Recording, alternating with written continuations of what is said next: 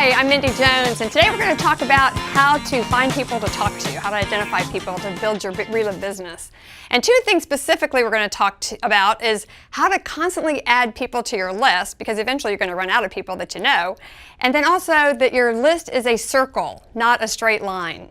And when my sponsor came to me to get me started in the Reliv business, the first thing he said is, your list is your paycheck. And I wanted a big paycheck. I sat down and made a list of everybody I could think of, my family, my friends, people I knew from church, people I knew from organizations, everybody I could think of.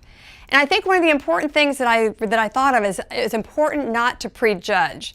You know, sometimes I thought, oh, well, they're too rich, or they're too poor, or they're too sick, or they're too healthy. Just put everybody on your list.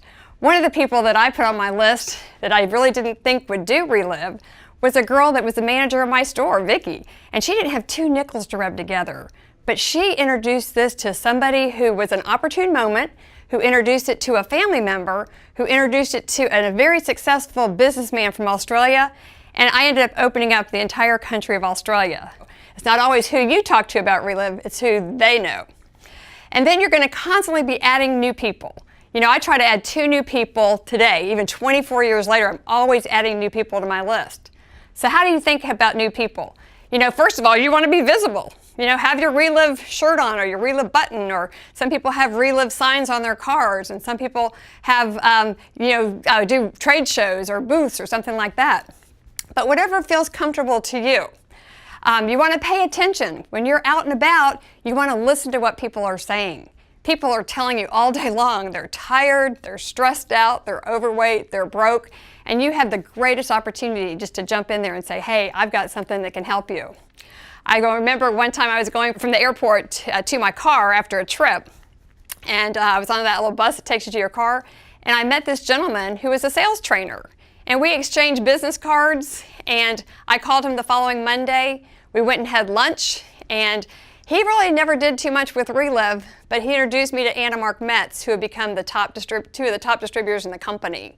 And you know what? That didn't cost me anything, and that was somebody I didn't know. So you want to really be aware of your surroundings. You want to listen to what people are saying, and just be out there constantly networking.